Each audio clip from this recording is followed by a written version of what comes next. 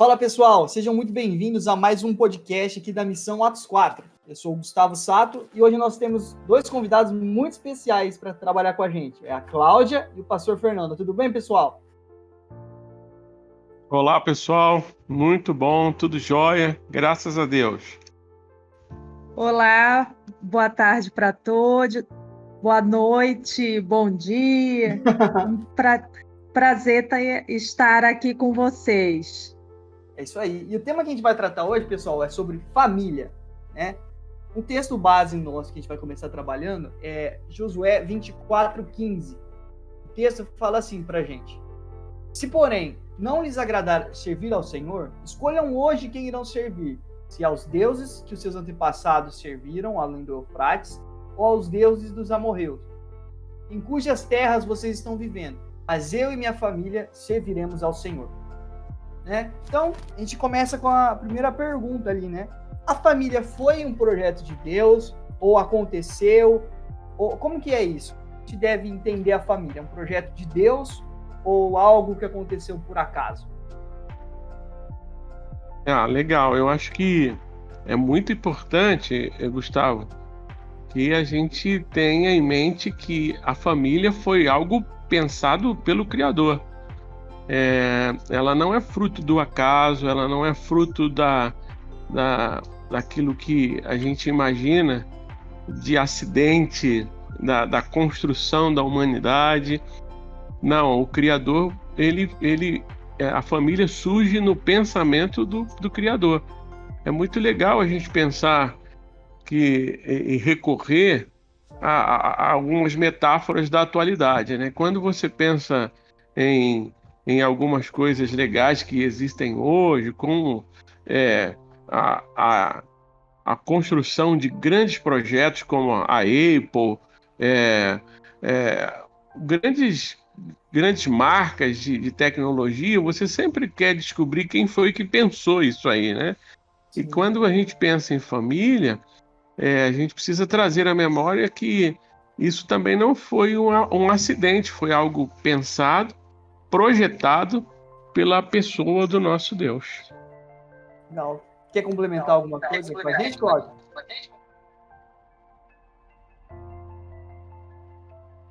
O propósito de Deus para o ser humano, né, é justamente a criação da família, que a família é uma das agências, vamos dizer assim, que transmitem, né, o amor de Deus, podem transmitir o amor de Deus e também é uma oportunidade de glorificar o Criador, né, de glorificar ao Deus de graça que nos ama e morreu numa cruz em nosso lugar. Bacana. O que é a família? Se a gente for para pensar assim, hoje a gente tem uma construção do que é a família, né? Mas qual que é a visão de Deus do que é a família? É sempre... a Cláudia citou um negócio aqui que é muito bom e muito legal a gente parar para pensar, que se a família, ela foi... Se nós estamos afirmando que ela foi projetada e criada pelo Criador, ela tem uma característica, né? Se olharmos assim para a própria biologia, cara, que falando cientificamente, né? Ela responde para nós e acaba confirmando aquilo que a própria Bíblia diz. O Criador, ele pensa nessa formação de duas criaturas que se reproduzem. Então, isso é biologia, isso é ciência. Então, não é fruto do acaso, é fruto de algo construído e pensado. Quando a gente pensa em família, o ser sobrenatural, aquele que está acima de tudo aquilo que a gente imagina, ele tem uma proposta baseada no homem, no gênero masculino e no gênero feminino. E ele propõe, a partir daí, que é a história que nós vamos encontrar no Éden, a construção do primeiro casal, a construção da primeira família, a construção dessa reprodução dessa figura homem e mulher. Então, quando a gente pensa família, ela parte desse princípio, desse pressuposto, que parte de seres que se reproduzem. Legal.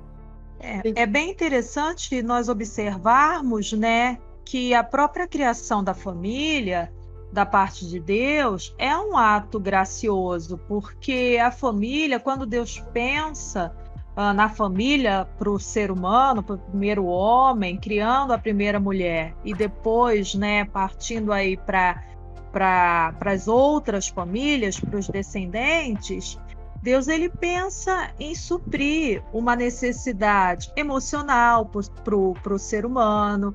Deus pensa em suprir uma necessidade física para esse primeiro homem, para essa primeira mulher, justamente no sentido de colocar o primeiro casal junto e, a partir desse primeiro casal, os filhos também, os descendentes terem suprida essa necessidade física, essa necessidade emocional, essa necessidade de estar junto, de amor. Então, a primeira família e depois as famílias, né, consequentes, eu também penso que seja um ato de graça da parte de Deus para a humanidade, né? Ele fala, não é bom que o homem esteja só. Legal. Assim, agora pensando nessa estrutura familiar, qual que é a importância dela na construção da sociedade? Porque, assim, o que monta a sociedade, né? A sociedade é a junção de várias famílias. Mas é interessante que a educação familiar, a criação, vamos dizer assim, a saúde da família, a gente consegue perceber que reflete e impacta diretamente a sociedade que a gente vive. Como que a gente pode fazer essa leitura, assim, do ponto de vista cristão, a importância da família nesse meio inserido? Se eu entendi a sua colocação, você está perguntando no sentido de qual é a importância dessa formação familiar para a sociedade, seria isso? Isso, exatamente. Tá. Ela tem uma fundamentação, uma importância muito relevante, né? A sociedade que nós conhecemos, ela é formada por o que hoje estão tentando, às vezes até denominar de forma mais pejorativa, com essa família tradicional. Você pode tentar construir uma sociedade com outros modelos de família, mas elas não serão tão completas como o modelo familiar proposto pela Bíblia. A sociedade ela é reflexo de famílias que hoje algumas pessoas chamam de famílias tradicionais. Então, uma comunidade, uma igreja, um bairro, onde estiver famílias constituídas, essa sociedade ela vai ser construída com seus valores, com seus posicionamentos. E não existe sociedade sem família, né? A família é a base dessa sociedade. Legal. Tem um pensador, eu não lembro o nome dele exatamente agora, mas ele vai falar que a família é a célula máter, né, da sociedade. É o alicerce, família é a célula que vai transmitir aí para essa sociedade, como o Fernando falou, os seus valores morais, a questão ética também, os valores religiosos para essa própria sociedade. Não tem como nós pensarmos sociedade aí falando de qualquer sociedade, até mesmo se nós pensarmos e observarmos ao longo da história humana, as sociedades elas se baseiam nas famílias. Família que vai trazer a cara para essa sociedade. E Deus tem esse propósito específico, né, a criar uma família com uma determinada formação. Essa formação ela é fundamental, né, para a sociedade, seja ela em que momento histórico for. Perfeito. Legal. Partindo desse princípio assim, então, Deus criou a família, Deus desenvolveu e pensou nela, ele deixou diretrizes, né, na palavra dele, de como a família deve se tratar e como que deve ser o relacionamento dentro da família, definiu princípios, né? Vamos conversar um pouquinho sobre a importância dos princípios que Deus deixou para a família, no padrão que Deus predeterminou como família. Vamos que a gente... quais são esses princípios, vamos dizer assim? Quais são os princípios que Deus deixa para a família? Eu acho que é bem legal a gente pensar a primeira proposta, né? Assim, ela está designada nas Sagradas Escrituras, né? E os princípios estabelecidos para as famílias, quando Deus ele cria a família, ele vai dar tipo um manual de vivência, de convivência, de sobrevivência para essa família viver em sociedade, dentro da sua própria comunidade, que é a própria palavra de Deus. É legal a gente olhar para a Bíblia. E como a gente vive num momento histórico interessante, por que eu digo momento histórico interessante? Que hoje tem tentado se desconstruir esse papel familiar. E quando você tenta se desconstruir esse papel familiar, às vezes até sem conhecer a proposta bíblica, ou na verdade, eu acredito que a igreja evangélica também errou, e a igreja evangélica na sua história, tá? Não é agora, não, na sua história. Em não às vezes, transmitir de forma mais clara quais eram esses princípios que a Bíblia dizia para que a família pudesse entender melhor os seus papéis. Então, a gente recorda em quantas vezes a igreja ensinou que é o marido que manda na mulher. A Bíblia não diz nada disso. A Bíblia não diz que é o marido que manda na mulher. A Bíblia não diz que a mulher ela está abaixo do homem. Mas isso tudo é uma construção histórica também. Não é só na igreja evangélica, não é só na igreja que viveu esse tempo. A própria história da sociedade, a formação das famílias, algum tempo, anos atrás, aqui no nosso próprio país, e existem nações espalhadas pelo mundo que a mulher ela sempre está num papel abaixo do homem. Mas não é isso que a Bíblia diz. Pelo contrário, a Bíblia é o livro sagrado que coloca a mulher no seu verdadeiro lugar. Ela coloca o papel do homem muito claro. O homem é aquele, o líder, ele lidera a sua família, ele é o provedor da sua casa e ele é aquele cara que ele sabe aonde vai chegar com a sua família. Mas a mulher não está longe dele, ela está ao lado dele, cara. Por isso que a Bíblia diz que essa mulher tem a mesma... Eles estão debaixo da mesma missão que foi dado pelo próprio Deus. A missão é de Deus, não é do homem. A missão não é do cara. Não, você tem que me seguir, tem que me obedecer. Às vezes eu já, até pregando na igreja, quando a gente fala esse negócio de submissão, algumas mulheres ficam meio chateadas por causa da cultura, né? A cultura foi muito opressora, mas pelo contrário, a Bíblia sempre valorizou a mulher. Se você olhar para um livro da Bíblia, principalmente o livro de Lucas, o Evangelho de Lucas, ele coloca a mulher, cara, num papel muito importante para ela, ressalta o papel da mulher, ressalta a importância do seu posicionamento na sociedade. Jesus vai fazer isso de forma muito impactante, né? Então é legal a gente observar que os princípios, que foi a colocação que você fez inicialmente, eles estão estabelecidos para nós nas escrituras sagradas, e colocando esses papéis, essas responsabilidades de forma muito claras.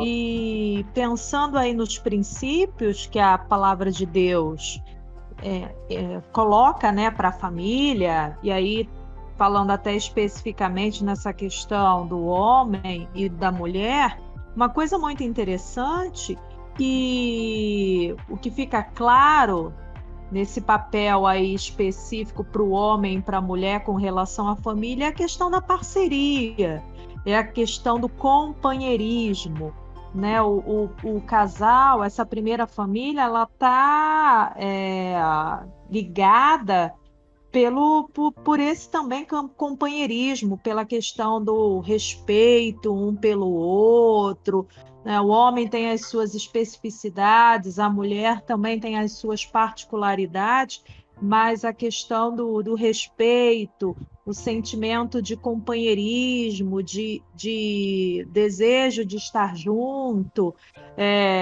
isso tudo é o propósito bíblico também, que a gente pode encontrar na palavra de Deus para a família. É claro que hoje nós sabemos que nós encontramos e existem aí as famílias que não têm a formação, né, homem e mulher, no sentido de que são formadas por mães solteiras que precisam ter o seu trabalho para sustentar a casa, famílias que já agregam os avós, famílias aí com pais solteiros, e isso faz parte do nosso contexto histórico aí, da nossa modernidade.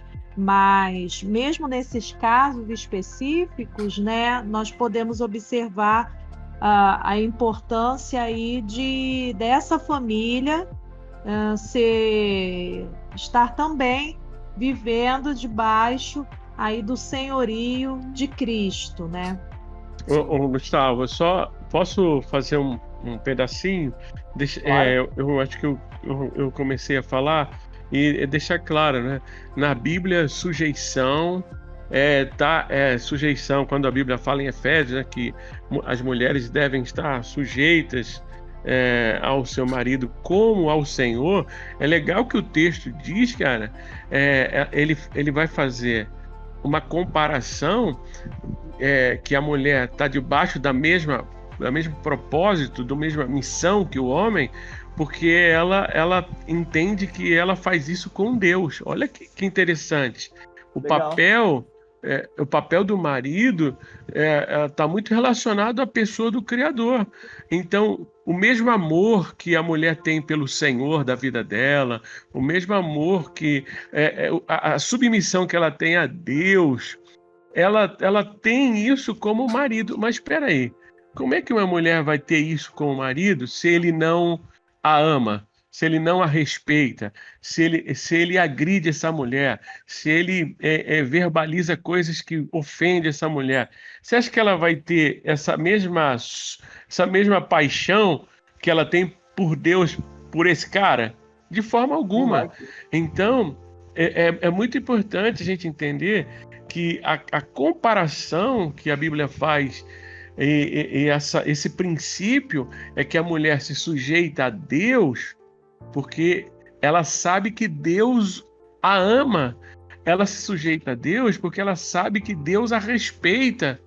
Ela se sujeita a Deus porque ela confia nesse Deus maravilhoso que nunca deixou ela, cara. Então, como que uma mulher vai se sujeitar ao marido se ela não tem confiança nele, não tem segurança nele? Entendeu essa sacada?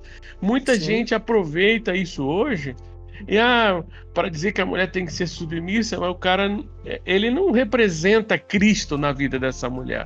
Exatamente. Entendeu? Que eu preciso deixar isso claro. Não, legal. Até porque o relacionamento é uma via de mão dupla. Exatamente. Né? O investimento aí, o marido ama a mulher, assim como Cristo ama a igreja, o que já é por si só uma responsabilidade enorme, gigantesca, Sim. e essa mulher, ela fica sob a mesma missão, né? Se sujeita nesse sentido de estar debaixo da liderança ou de estar aí numa parceria com ele, pela família. Perfeito. É legal que no texto que a gente se referiu, lá em Efésios 5:22, né? E é legal que, qual que é o papel do homem? Acho importante também, porque de acordo por conta dessa cultura que se tem, que o pastor explicou, o homem acaba achando que ele está tranquilo, mas o texto também ele deixa uma responsabilidade para o homem, que é... Cadê? Deixa eu pegar aqui no texto, que é lá em Efésios 5, a partir do 25, fala assim: maridos, amem suas mulheres, assim como Cristo amou a igreja, entregou-se a si mesmo por ela, para santificá-la, tendo-a purificado pelo lavar da água, mediante a palavra. Olha que legal.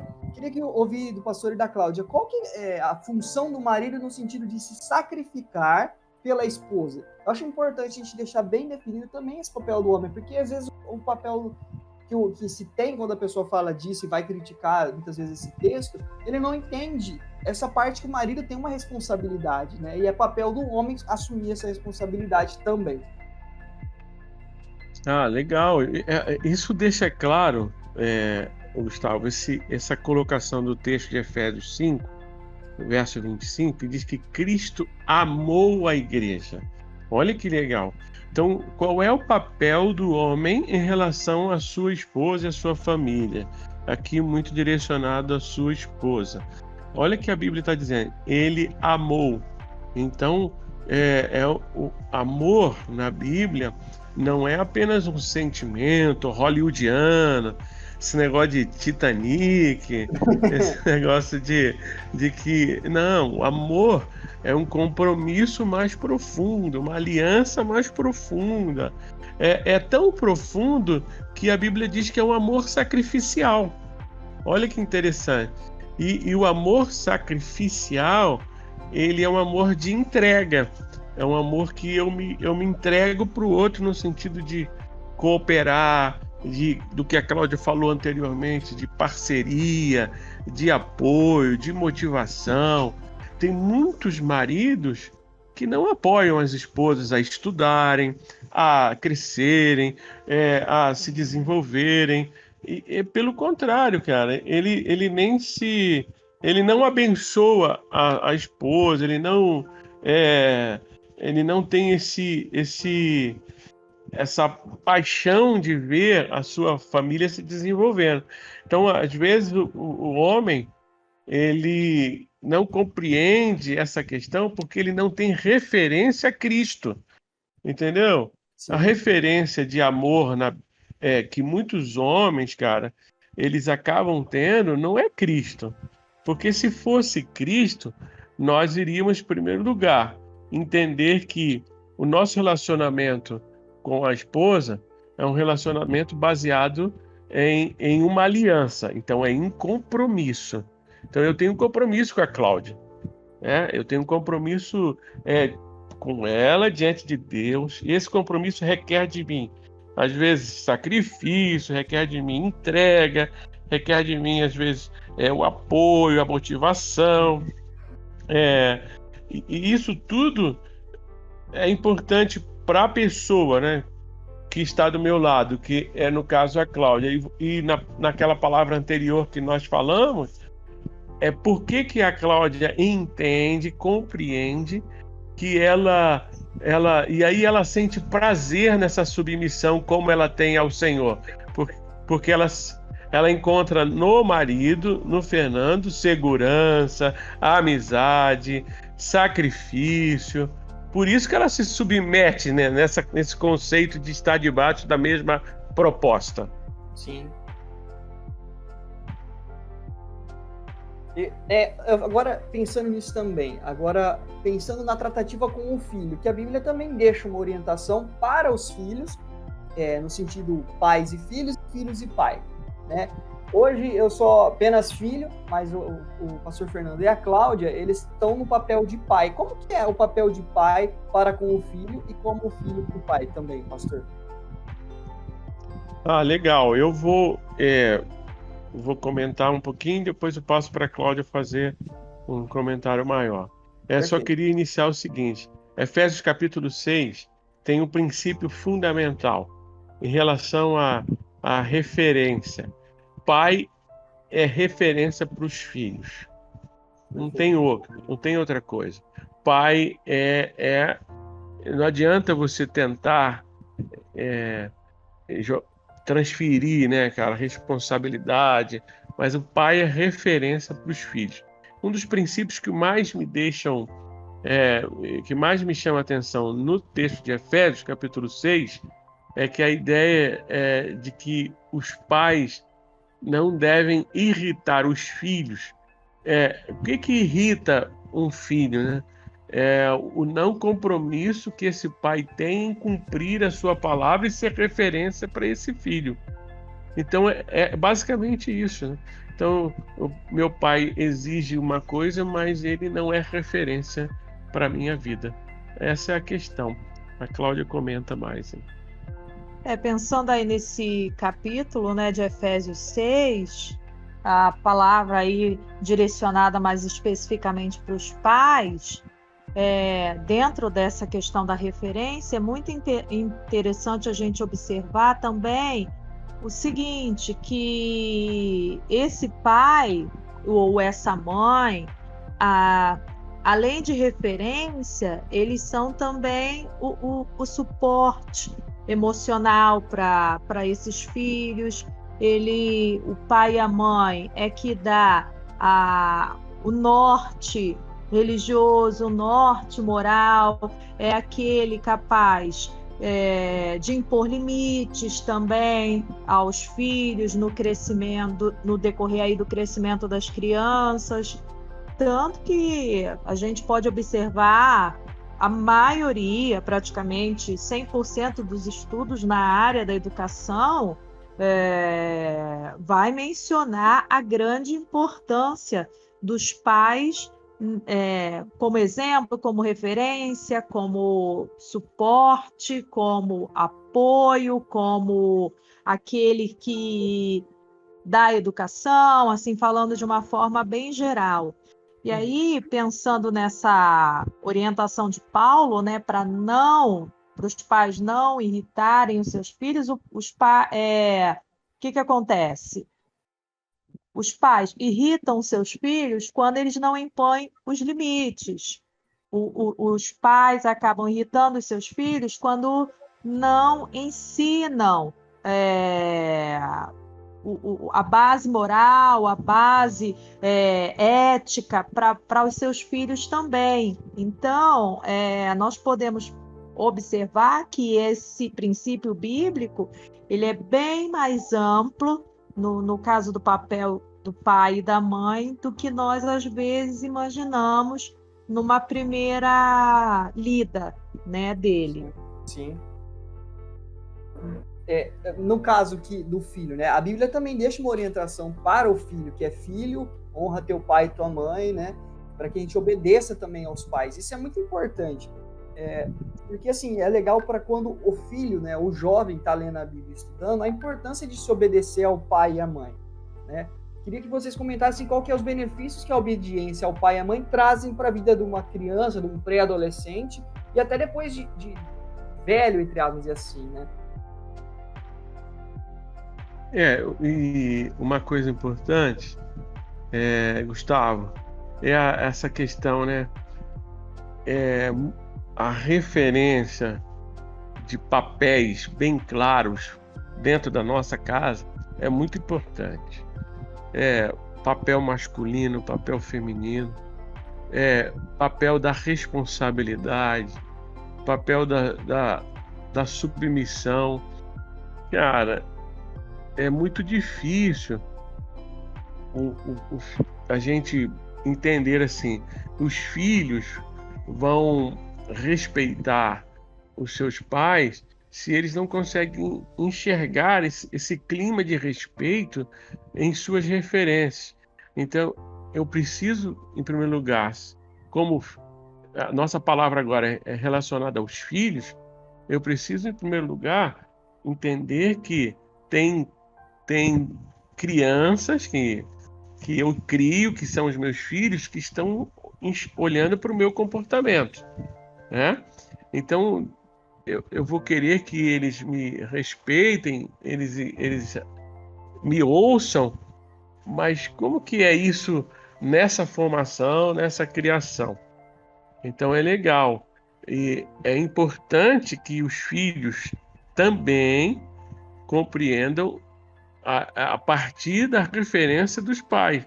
Porque às vezes eu vou exigir alguma coisa dos meus filhos que eu não dei, cara. É muito difícil você exigir um negócio que você não deu, né? Você não deu atenção, você não deu aquele amor, aquela amizade. Aí você vai exigir depois, é muito difícil. Então, infelizmente, muitos filhos acabam desrespeitando os seus pais por aquilo que já foi comentado anteriormente, porque perdeu-se a referência, perdeu-se a amizade, perdeu-se o companheirismo. E lógico, esse não é o papel do projeto de Deus. O projeto de Deus é que o filho honre, né? Dê o valor devido aos seus pais, dê a atenção, né? A palavra honrar, ela tem um significado bem legal, Gustavo, que ela vem de uma palavra honorário. Honorário, você sabe, você tem uma formação interessante na área da contabilidade. E pagar honorário é pagar o valor devido ao contador. Sim. Entendeu? Sim. Então, os filhos, eles honram, eles dão um valor devido para os seus pais quando reconhecem que aqueles que criaram a vida dele têm um valor muito grande. Então, honrar é dar o valor devido à palavra da mãe, do pai, entender, né, cara? Muita coisa os meus pais não tiveram acesso.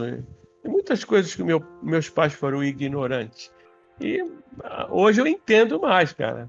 Mas eu nunca posso exigir alguma coisa também se eles não receberam, entendeu? Sim. Então, dar o valor devido aos pais é um mandamento. E quando a gente não obedece ou não tem sentido nesse mandamento, eu acho que tem consequências que a Bíblia diz para a nossa vida que são muito sérias, né? E essas consequências acabam atingindo essa garotada, o não ouvir os meus pais me traz consequências na vida. Eu vou contar uma situação bem rapidinho. Eu brincava com a minha mãe, Gustavo, que minha mãe falava as coisas e acontecia. Falava, não, mãe, não fala nada não, senão vai dar errado. Não sei se já aconteceu com você. Vixe. Aí, um dia, eu gostava de andar de carrinho de rolimã. Aí, pô, tinha uma ladeira lá perto da minha casa. Minha mãe falou, um dia você vai vir com a cara toda ralada, você não me ouve, não sei o quê, tarará, tarará. Já imagino. Cara, eu saía de casa com maior medo, né? E um dia, cara, eu voltei com a cara toda ralada, né? Joelho ralado, tudo arrebentado. Minha mãe falou, eu falei pra você não me ouve. Então, dar honra aos pais é dar o valor devido à palavra deles, esse sentido, né? Sim, legal. E aí o filho, quando ele honra o pai, é muito legal porque automaticamente, né, ele reconhece esse exemplo, essa referência do pai, né, essa autoridade. E pensando nessa questão do exemplo, é fundamental o exemplo do pai ou da mãe, né? Tanto para o lado positivo quanto para o lado negativo, né? E o filho sabe, reconhece, né? Seja um bom exemplo ou seja um mau exemplo. Então, essa é interessante também porque se a gente for pensar, essa questão do filho honrar pai e mãe também faz parte da via de mão dupla que é um relacionamento entre os pais e os filhos, né? Os pais, eles, conforme o texto bíblico fala, não irritam os seus filhos, né? E esses filhos também, eles honram o seu pai, a sua mãe, eles reconhecem a autoridade, eles amam esses pais, respeitam. É uma coisa muito interessante da gente observar também, que é o propósito de Deus para a família. Legal. Eu gosto de pensar e entender que todo esse projeto que a gente foi conversado aqui, todo o relacionamento que a gente tem com as pessoas da comunidade, da cidade, do trabalho, da escola, enfim, todos os lugares vem dessa base que a gente tem. O pastor falou uma coisa no começo do podcast que eu achei de fundamental importância. A base é a família. O primeiro contato que a criança, que o jovem tem com as pessoas é através da família. E, nossa, quando ele falou de referência, é exatamente isso. Como é que eu vou ter a referência, eu como filho, para como tratar as pessoas se eu não vejo isso em casa? A criança, ela vê como o pai trata a mãe em casa, como a mãe trata o pai. Isso reflete na nossa sociedade fora, né? Então, eu acho muito legal. Olha como que a família tem a sua importância na sociedade e no meio. Por isso que Deus tem um cuidado especial com a família, né? Então, é isso aí, pastor ou Cláudia. Tem algum outro comentário a fazer? A gente pode encerrar? Não, eu só queria, para finalizar aí, eu achei muito legal a proposta de vocês, principalmente nos dias de hoje, né, cara, que nós estamos vivendo uma tentativa muito forte e com muitas ferramentas para a desconstrução dessa referência familiar. Eu acho muito legal um podcast falando desse modelo, dessa proposta de família, de referência. Eu acho muito importante, porque nós precisamos divulgar mais essa proposta do Criador, né? Uma proposta saudável. Uma família saudável, ela vai ouvir o Evangelho, ela vai se encaminhar para ouvir o Criador. E eu falo assim, se você quer viver algo saudável dentro do seu lar, ouça aquele que criou a sua família. Ele tem saída, ele tem ensinamento para marido, mulher, filhos. O problema hoje é que a gente quer viver sem olhar para o manual da vida, cara, que é a palavra de Deus. Mas é isso aí. A gente agradece. Um abraço. Eu vou me despedir e aí a palavra está com a Cláudia também.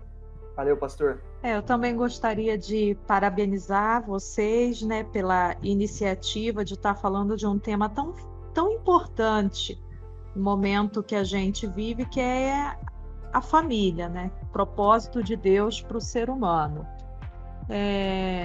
E agradecer também pela oportunidade de compartilhar um pouquinho, né, falar um pouquinho sobre a vontade de Deus para a família, que cada um de nós possa realmente nos voltarmos cada vez mais para Cristo, para que a nossa família também seja transformada pelo Evangelho, possamos aí ter lares não isentos de problemas, né? Porque toda família tem as suas dificuldades, tem as suas limitações, mas com certeza, quando a nossa família ela está firmada, né, tem Cristo como guia, tem Cristo como alicerce, nós conseguimos enfrentar as tempestades e os obstáculos aí dessa vida tão turbulenta que nós estamos vivendo.